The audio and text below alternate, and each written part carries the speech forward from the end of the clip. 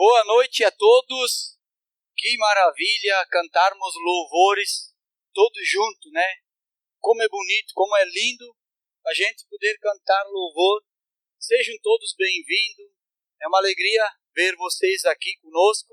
Eu quero dar uma pequena introdução. Hoje eu vou continuar os estudos da carta de Tiago. Hoje é a segunda mensagem da carta de Tiago. Eu comecei essa série no domingo da ceia desse mês. Então, para quem não esteve, eu vou dar uma pequena introdução. Quem era Tiago, por exemplo? Tiago era irmão de Jesus Cristo. Jesus teve 4 irmãos e irmãs. É o que diz lá em Mateus 13, 53 a 56. Não precisa abrir lá. Mas Jesus teve irmãos, né? Tiago, depois de Jesus, é o mais velho. Depois de Jesus. Lembram que Maria era virgem. E Tiago, ele era um dos pilares da igreja de Jerusalém. Ele era considerado o justo. Ele era um homem muito comprometido e muito justo, né? E por que Tiago, então, escreveu essa carta? Naquela época, depois da morte de Cristo, houve uma grande perseguição. Os filhos de Herodes, os tetrarcas, né, ou como diz os príncipes, né, começaram a perseguir todos os cristãos recém-convertidos. Lá naquela região da Judéia, da Galiléia, Samaria, todos foram perseguidos. Alguns eram mortos, outros eram presos. E Tiago, em meio a tudo isso, escreveu uma carta para dar ânimo, para dar, de certa forma, um conforto àqueles que estavam sendo perseguidos. Então ele escreveu, e a primeira mensagem, o primeiro tema que Tiago trata ali no capítulo 1, ele diz assim: tenham um motivo de grande alegria ao passarem por diversas provações, porque vocês sabem que a provação da vossa fé produz perseverança. Então o primeiro tema que Tiago tratou foi isso, para perseverarem durante as provações. E hoje nós vamos tratar do segundo tema que Tiago traz para nós. Então abre a sua Bíblia na carta de Tiago, capítulo 1, do 13 ao 18. Se você não tiver a Bíblia, você vai ver aqui nos telões. Versículo 13. Quando alguém for tentado, jamais deverá dizer: estou sendo tentado por Deus. Pois Deus não pode ser tentado pelo mal, e a ninguém tenta. Cada um, porém, é tentado pelo seu próprio mau desejo, sendo por este arrastado e seduzido. E então esse desejo, tendo concebido, dá a luz ao pecado, e o pecado, após ter se consumado, gera a morte. Meus amados irmãos, não se deixem enganar. Toda boa dádiva e todo o dom perfeito vem do alto, descendo do Pai das luzes, que não muda como sombras inconstantes. Por sua decisão ele nos gerou, pela palavra da verdade, a fim de sermos como que os primeiros frutos de tudo o que ele criou. Senhor Deus, queremos louvar a Ti e agradecer, o Pai, porque nesse corpo podemos cantar, louvar ao Senhor, adorar ao Senhor. E podemos também ouvir da Tua palavra, Senhor. Que o Teu Espírito Santo ministre, Senhor, o coração de cada um nessa noite. Todos possam sair daqui edificados, o Pai, transformados pela Tua palavra, Senhor, por aquilo que realmente vai tocar a mente e o coração, a alma, lá na profundeza de cada ser humano, Pai. Eu te peço que Tu também me dê sabedoria e entendimento, Pai, do Teu querer, para conduzir essa palavra tão preciosa, maravilhosa que o Senhor deixou para nós. Em nome de Jesus Cristo. Amém. Então, para você ir raciocinando aí, eu quero deixar uma pergunta. Você sabe pelo que é tentado? Você sabe pelo que é tentado? O que nós precisamos entender que a tentação é diferente das provações. As provações são permitidas por Deus. Deus permite a provação da nossa fé. Mas a tentação não vem de Deus. Tanto que Tiago diz aí no versículo 13. Quando alguém for tentado, jamais deve dizer: estou sendo tentado por Deus. Pois Deus não pode ser tentado pelo mal. E a ninguém tenta. Por que Deus não pode ser tentado pelo mal? Pelo simples fato do seu caráter. Porque Deus é 100% justo e 100% santo. Deixa eu dar um exemplo aqui para ilustrar. Vamos dizer que isso aqui é uma pedra. né? Uma pedra maior, pode ser até um basalto, né? Como muitos conhecem, aquela pedra de construção, aquela pedra viva, né? Aquele basalto. Aí você pega um balde de água e joga em cima dessa pedra. Mas joga muita água. Aí depois você vai lá e tenta ver se ela amoleceu. Não, né? Ela não amoleceu. Aí você pega a mesma pedra, coloca dentro de um tanque de água. E deixa lá um mês dentro do tanque de água. Aí você vai lá e pega a pedra de novo e vê se ela amoleceu. Não. Ela continua sendo pedra. Aí você pega aquela pedra e leva para uma máquina, um britador, que vai quebrar toda ela em pedacinhos, né? Fazer uma britagem. Aí você pega essa pedra e coloca na areia, no cimento, na água, faz um concreto. Aí você vai ali no pilar desse concreto, quebra com um rompedor e você vai encontrar lá o quê? Os fragmentos da pedra, sendo pedra. Não mudou. Pode ser depois de anos, você vai ali e vai encontrar a pedra sendo pedra. Assim é Deus. Assim é Deus, Ele não muda. Ele é 100% justo, 100% santo, 100% amor. Todas as partículas de Deus são 100% justo, 100% santo, 100% amor. Por isso que Ele não pode ser tentado pelo mal.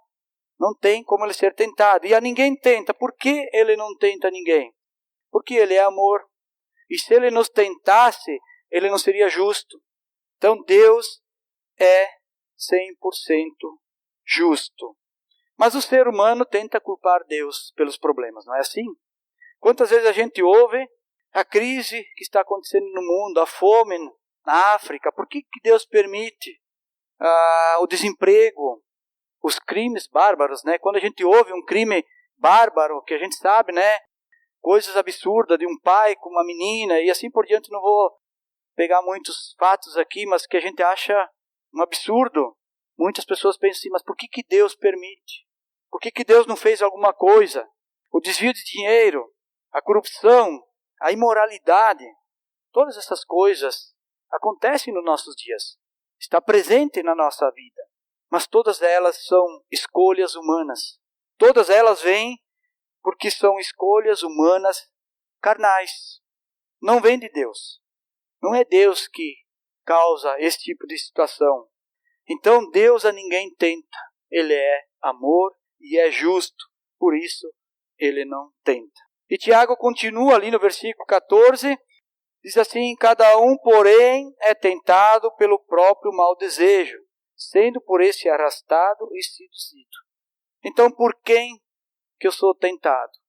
Como eu fiz aquela pergunta, por quem você é tentado? Pelo meu próprio mau desejo. Se eu tenho uma fraqueza da mentira, por exemplo, quem é o pai da mentira? O próprio Satanás. Ele vai vir me atentar naquela área, ele vai fazer com que eu caia naquela minha fraqueza. Ele é especialista nisso. Se eu tenho uma fraqueza da pornografia, o que Satanás vai fazer? Ele vai me mostrar imagens sensuais. Eu vou ouvir coisas sensuais. Todo nesse segmento para poder cair naquela fraqueza. Porque ele sabe que eu vou cair aí. Se eu sou uma pessoa desonesta, então virão oportunidades de negócios para mim desviar um dinheiro, para mim levar uma vantagem, para mim ser injusto, corrupto em alguma coisa. Por quê? Satanás de novo sabe que a minha fraqueza é a questão da honestidade. Se eu sou nervoso, irritado, uma pessoa encrenqueira, amarga, eu sempre vou estar metido em confusão. Sempre vou ter uma oportunidade para arrumar uma briga, para arrumar uma desavença, para criar uma separação entre família, porque é a área que eu sou tentado. Então tem outras coisas mais, a cobiça, a ostentação, a inveja, a vaidade, os ciúmes, os vícios, a idolatria, a imoralidade. Todas essas fraquezas, elas estão dentro de nós. Não vêm de Deus. Elas estão lá no nosso coração mesmo. E Satanás as conhece. Então ele vai nos tentar. Ele vai fazer com que a gente caia. Mas claro que tudo isso é o meu desejo. É para satisfazer o desejo da minha carne. Todas essas questões é para satisfazer o desejo da minha carne. E com certeza me leva ao pecado. É assim que funciona. Então no versículo 15, Tiago continua dizendo, então esse desejo, tendo concebido, dá a luz ao pecado. E o pecado, após ter se consumado, gera a morte. Se vocês estudarem apenas esse versículo profundamente, cada palavra aqui, você vai entender que Tiago aqui fala das 4 fases do pecado.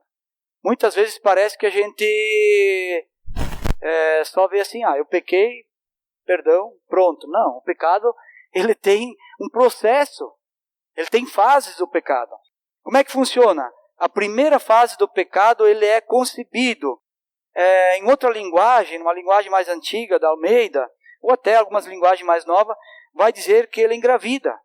A palavra é essa, engravida. Ele é concebido, ou seja, ele nasce lá dentro de nós, dentro do nosso coração, como se fosse no útero da mãe.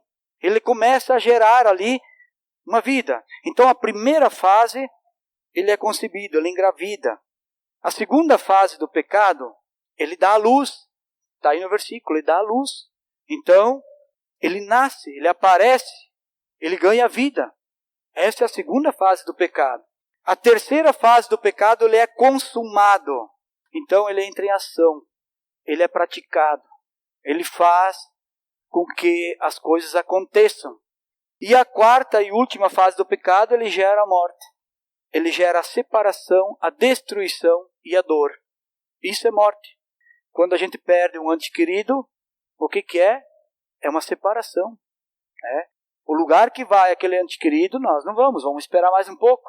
Vamos um dia, mas ainda não. Então, quando gera a morte, é separação, é destruição, porque aquele corpo vai ser destruído, e é dor para aqueles que ficam. Então, o pecado gera morte. São essas 4 fases do pecado que parece tão fácil pecar. Lembre-se, quando você pensar em pecar, que pecar é um processo. É um processo. E Tiago nos alerta, no versículo 16, dizendo: meus amados irmãos, não se deixem enganar. Ele chama a nossa atenção. Não se deixem enganar. Porque o pecado traz consequências. Como é que foi com Adão e Eva? Eles foram enganados. A serpente foi lá, enganou a Eva, e depois Adão foi enganado também. E o pecado trouxe graves consequências. Nós estamos vivendo as consequências até hoje desse pecado. Mas, para nós, quais as consequências que traz para nós? Eu quero elencar 3 consequências aqui para nós. Primeiro, a consequência do ressentimento, da culpa de ter sido enganado por si mesmo e por Satanás. Eu vou dizer para vocês, algumas vezes eu cometo algum erro e eu falo comigo baixinho, digo, mas que burro que tu é. Por que tu fez isso? Eu fico indignado comigo mesmo. Então, quando a gente é enganado, a consequência é o ressentimento no meu coração. A tristeza porque eu fui enganado. A segunda consequência é o castigo, é os prejuízos. Porque todo pecado tem prejuízo. Você já viu algum pecado dar lucro? Conhece algum pecado que dá lucro? Aparentemente, parece que sim, né? Se eu roubar alguém, é um lucro, né?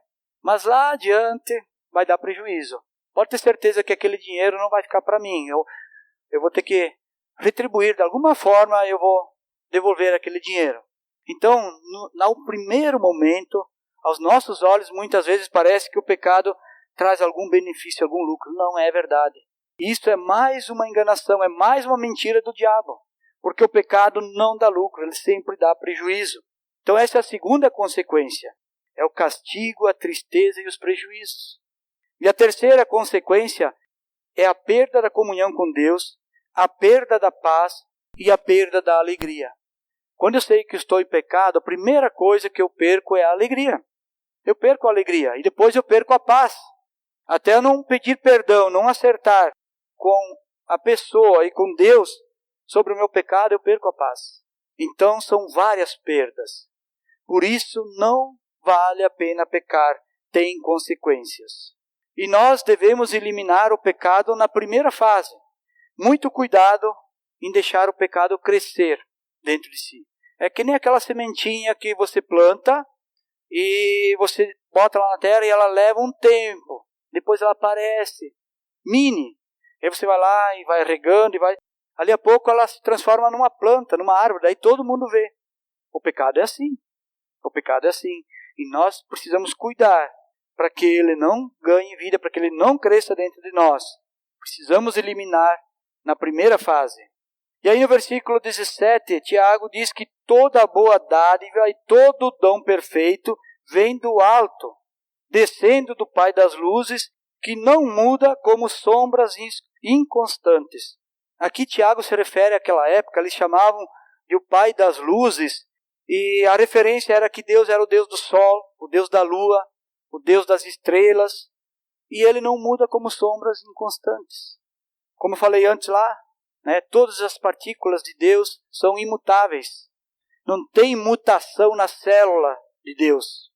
E aí Tiago diz que todo dom perfeito vem do alto. Do que Tiago está falando aqui? Ele está falando do seu caráter, do meu caráter. Todo dom perfeito vem do alto. É o nosso caráter. Então, a fidelidade, a honestidade, a moralidade, a hospitalidade e a generosidade, todas essas coisas vêm de Deus. Se nós somos um ser assim, se nós temos esse bom caráter de ser pessoas amorosas, pessoas queridas, que respeitam os outros, que fazem o bem, é porque veio do Deus. É porque veio do alto. São os atributos de Deus em nós. Não vem da nossa carne. Nada de bom vem da nossa carne. A nossa carne não é santa. Santo é o Espírito que está em nós. Santo é o Espírito de Deus que está em nós. Então nada desses atributos vem do mundo, vem da terra, vem da nossa própria carne, vem de Deus. Todas as coisas boas vêm de Deus. E o 18, ele diz assim: por sua decisão, ele nos gerou pela palavra da verdade, a fim de sermos como que os primeiros frutos de tudo o que ele criou. Primeiro, por sua decisão, pela decisão do próprio Deus, ele nos gerou pela palavra da verdade. A palavra da verdade, quando a Bíblia fala da palavra, fala de Jesus Cristo.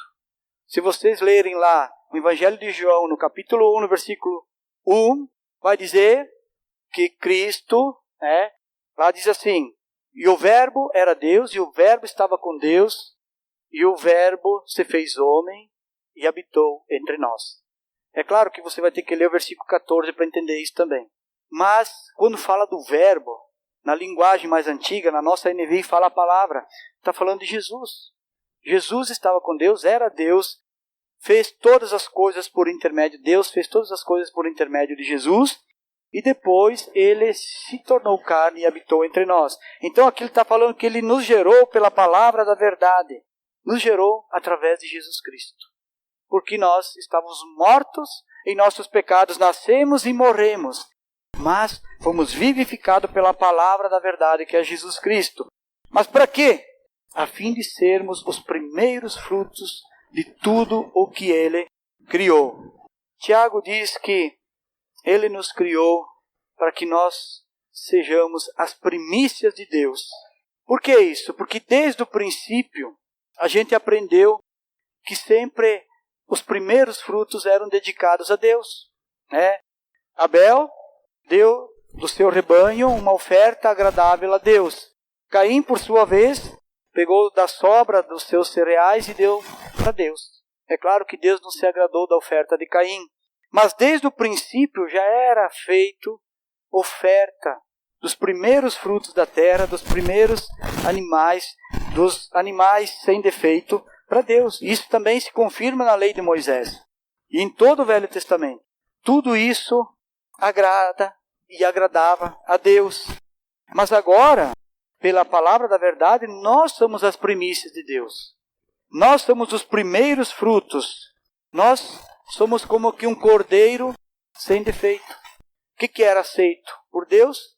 Um cordeiro sem defeito, para o perdão dos pecados. Agora nós somos então esse cordeiro sem defeito, como que as primícias para Deus. A exemplo do próprio Jesus Cristo, que foi o primeiro cordeiro, aliás, foi o único cordeiro morto na cruz por nós. Mas esse cordeiro que Tiago está falando aqui, não é mais para ser morto. Lá em Romanos, capítulo 12, versículo 1, Paulo fala, está aí na tela, Portanto, irmãos, rogo-lhes pelas misericórdias de Deus que se ofereçam em sacrifício vivo e santo e agradável a Deus. Esse é o culto racional de vocês. Então, agora não precisa mais um cordeiro para ser sacrificado. Agora o sacrifício é para ser vivo e santo. É um sacrifício vivo e santo. É nós. Porque Paulo diz, portanto, irmãos, rogo-lhes pelas misericórdias de Deus. Ele está falando para nós, que vocês se ofereçam como sacrifício vivo e santo. Então Deus não se agrada mais de coisas mortas. Depois que Jesus Cristo morreu por nossos pecados, Deus não precisa mais de coisas mortas. Ele quer que nós sejamos um sacrifício vivo e santo e agradável a Deus. Por que um sacrifício? Jesus já não fez o sacrifício? Jesus já não pagou todos os pecados? Por que um sacrifício? O sacrifício é que eu preciso abrir mão do pecado, eu preciso abrir mão dos meus desejos, eu preciso abrir mão de várias coisas que eu gosto para agradar a Deus. E isso é um sacrifício. Vai dizer que não é difícil a gente acordar um pouco mais cedo para ter um tempo com Deus, todos os dias. Vai dizer que não é difícil você sair de casa numa noite chuvosa, fria, 0 grau, para ir ajudar um irmão em Cristo ou um amigo que está precisando de uma ajuda, para cumprir aqueles atributos que Deus nos deu, de hospitalidade e generosidade. Então tudo que nós fizer em favor do próximo, ou até mesmo para o reino de Deus, exige um sacrifício, exige abrir mão de alguma coisa. E por isso nós somos aceitos como sacrifício vivo e santo, agradável a Deus, quando fizemos essas coisas. Por quê? Porque nós fomos criados à imagem e semelhança de Deus. Nós fomos criados à imagem e semelhança de Deus. E em Romanos também, capítulo 8, 22 e 23, fala isso. Sabemos que toda a natureza criada geme até agora, como em dores de parto. E não só isso, mas nós mesmos, que temos os primeiros frutos do Espírito Santo, gememos interiormente, esperando ansiosamente a nossa adoção como filhos, a redenção do nosso corpo. Então Paulo aqui enfatiza novamente que nós somos os primeiros frutos do Espírito Santo. No versículo 22, no finalzinho do versículo, nós mesmos que temos os primeiros frutos do Espírito Santo, que estamos esperando a nossa adoção como filhos, para a nossa redenção. Nós, as primícias de Deus. Mas como é que nós podemos ter essas primícias para Deus? Como é que podemos ter os primeiros frutos? Sem pecado, sendo santo. Por isso exige sacrifício, exige abrir mão do pecado. E aqui Paulo diz, sabemos que toda a natureza criada geme até agora como em dores do parto. Até a natureza sofre por causa do pecado. Se você ler tudo isso aí no contexto, você vai entender que a natureza sofre por causa dos nossos pecados.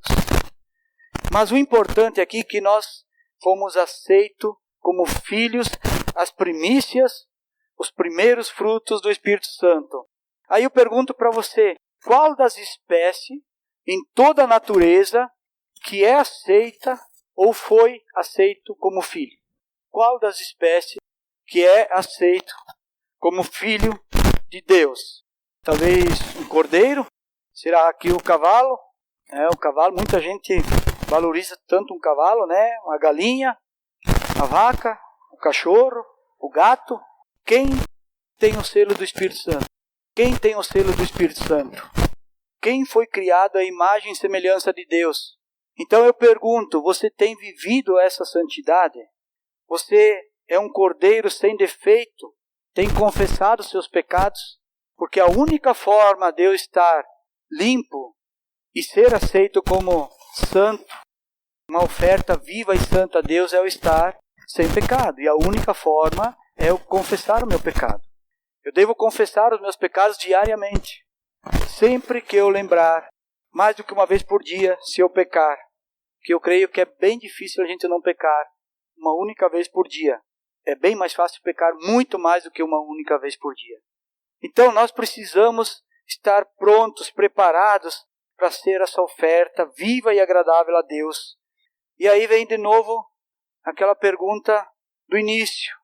Pelo que você é tentado? Pelo que você é tentado? Tiago nos alerta, no versículo 14, que nós já lemos, cada um, porém, é tentado pelo seu próprio mau desejo. O exemplo aqui é Caim. Olha Gênesis, capítulo 4, versículos 6 e 7. O exemplo aqui é Caim. Olha o que aconteceu com Caim.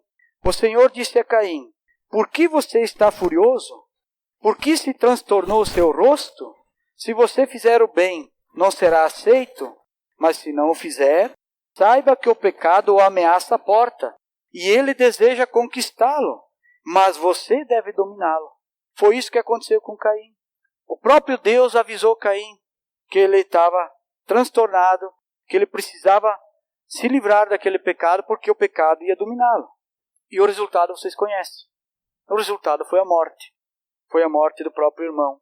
Então nós precisamos vencer o pecado na primeira fase, antes dele dar a luz. E nós temos o Espírito Santo que nos avisa.